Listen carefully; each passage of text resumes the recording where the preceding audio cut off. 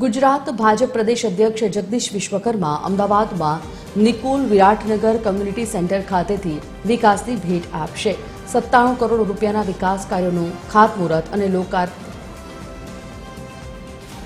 લોકાર્પણ કરાવી અને વિકાસના કાર્યોની ભેટ આપી હતી। લોકાર્પણ નિકોલ વિસ્તારમાં વિકાસ કાર્યોને ગતિ હવે મળશે।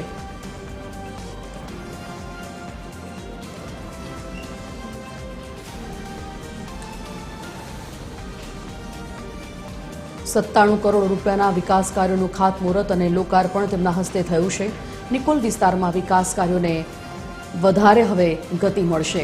ગુજરાત ભાજપ પ્રદેશ અધ્યક્ષ જગદીશ વિશ્વકર્મા અમદાવાદમાં એક ખાસ કાર્યક્રમમાં ઉપસ્થિત રહ્યા। નિકોલ વિરાટનગર કમ્યુનિટી સેન્ટર ખાતેથી વિકાસની ભેટ તેઓએ આપી। 97 કરોડ રૂપિયાના વિકાસ કાર્યોનું ખાતમુહૂર્ત અને લોકાર્પણ કર્યું હતું।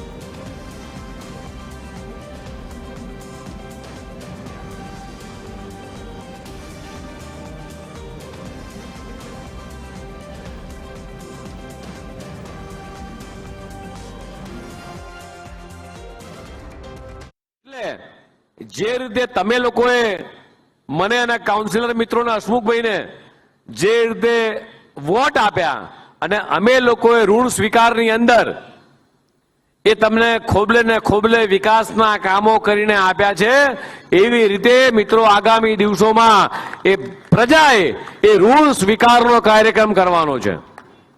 આગામી દિવસોની અંદર મારે કે હસમુખભાઈને તમારી વચ્ચે આવી અને પ્રજા વચ્ચે જો એવું કહેવું પડે કે અમને વોટ આપજો, તો આ યોગ્ય લાગશે? આ યોગ્ય લાગે?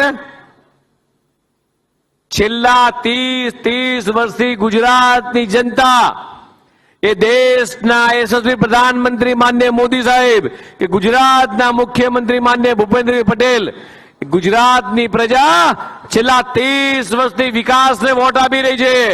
દેશની જનતા છેલ્લા 10 વર્ષથી 140 કરોડ જનતા એ વિકાસને વોટ આપે છે। આગામી દિવસોની અંદર ગુજરાતની 6.5 કરોડ જનતા તાલુકા પંચાયત હોય, જિલ્લા પંચાયત હોય, કોર્પોરેશન હોય, શેને વોટ આપશે? શેને વોટ આપશે? શેને વોટ આપશે લક્ષ્મણભાઈ? વિકાસને, વિકાસને, વિકાસને। વિકાસ એટલે મિત્રો જેટલું વળતર તમે લોકોએ આપ્યું છે એટલું જ વળતર એ ભારતીય જનતા પાર્ટીની સરકારે આ ગુજરાતની 6.5 કરોડ જનતાને આપ્યું છે।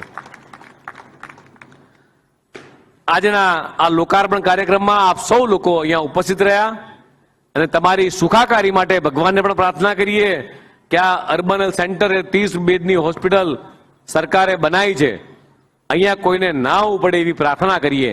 પણ વિશેષ આભાર માનીએ મોદી સાહેબનો કે એમણે દરેક પરિવારને વર્ષે 5 લાખ રૂપિયા અને માનનીય ભૂપેન્દ્રભાઈ બીજા 5 લાખ એટલે 10 લાખ રૂપિયા આપી દરેક પરિવારને।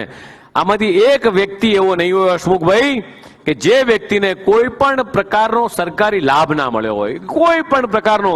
450 કરતા વધારે યોજનાઓ છે। તો મિત્રો માન્ય આજના પ્રસંગે માન્ય મોદી સાહેબનો આભાર માનીએ, માન્ય મુખ્યમંત્રી ભૂપેન્દ્રભાઈ પટેલનો આભાર માનીએ અને સવિશેષ આપણે કોર્પોરેશનનો આભાર માનીએ। અસ્તુ ભારત માતા કે જય, વંદે માતરમ।